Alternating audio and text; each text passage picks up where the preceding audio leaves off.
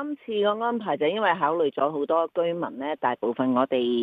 即係睇到喺政府收集嗰個意見啊，個初步意願嗰陣時咧，咁都有好多嘅居民咧就話有興趣會買嗰個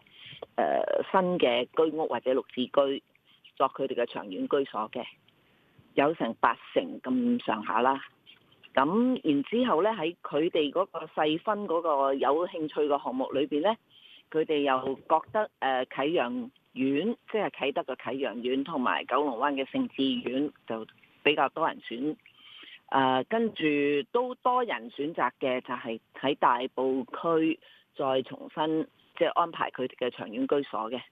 宏福苑因為佢位處大埔，咁同埋都有幾多嘅宏福苑居民係希望喺大埔嗰度係重置佢哋嘅長遠居所，所以呢個頌雅路西呢個地盤應該係比較合適。於是乎就係為咗佢哋特登將呢個項目咧就改成居屋，而且全部嘅設計都會將嗰啲所有單位面積都唔少過400尺，應該400尺以上。